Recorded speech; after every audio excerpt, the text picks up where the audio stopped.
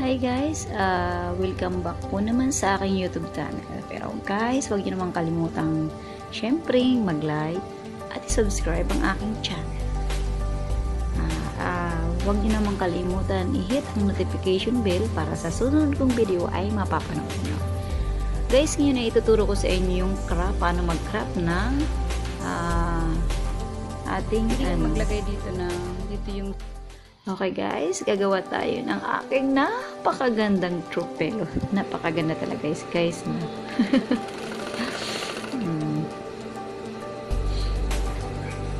Ito guys, yung sa akin para madali lang. Meron akong unan. Para hindi ko na siya talaga sinukat-sukat. Ayan guys, nilagyan ko lang siya pag gilid-gilid. Bale, 4 yan ang nilagay ko. Pero hindi ko pala ilagay lahat. O, ganyan lang ginawa ko guys. Pinold ko lang siya. Then, ikat natin yung ikat lang natin siya guys. Back to back na yan. Kaya ganyan is back to back na siya. I-fold lang natin yan at saka igugupitin natin ang 4 na kulay. Ayan. Nakagawa ko guys ng square. Ayan. Bali, 4 siya na kulay. Then, after nyan is itatahi lang natin dito. Idudugtong muna natin siya guys kahit pa dalawa-dalawa. Idugtong muna natin yung dalawa, ayan. Ipinagdugtong natin yung yellow at saka blue.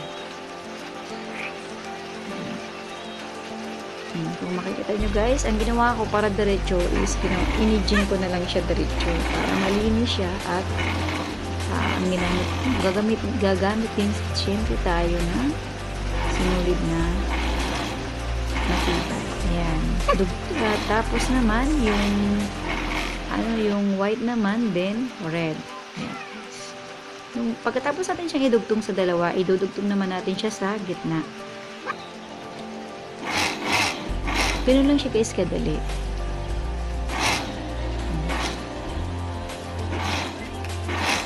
Idugtong lang natin sa gitna.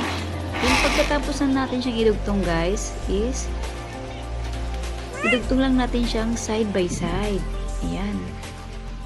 Yung fold na yan, ayan, pinakita ko lang sa inyo kung paano siya namayari. Ayan.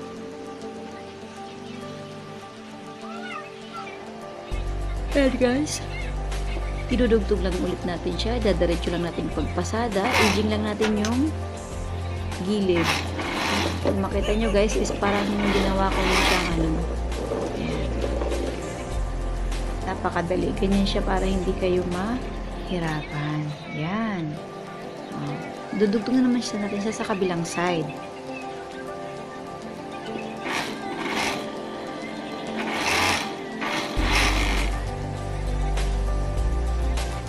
Pagkatapos natin siyang maidugtong sa kabilang side, is ilalatag na natin siya.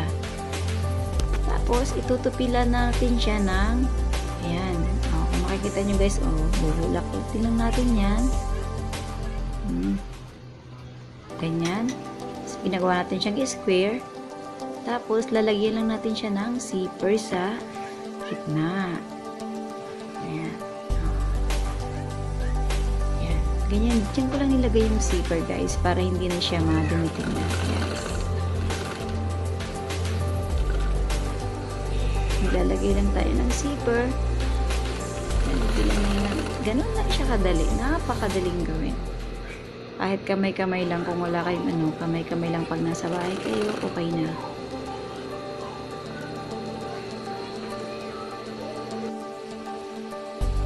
Pagkatapos natin siyang lagyan ng zipper, atin lang siyang ulit babaliktadin. Babaliktarin lang natin siya. Tapos, ilagay na natin yung ating unan. Ayan. Tropelo na siya guys. Tapos siya, makikita nyo, napakadali. Ganun lang siya kadali at ganun lang kasimpleng gawin. Thank you for watching guys. Maraming salamat sa susunod kong video guys. Sana panonoodin nyo ulit. Maraming salamat. pwede kang maglagay dito yung zipper niya. Pwede rin siya.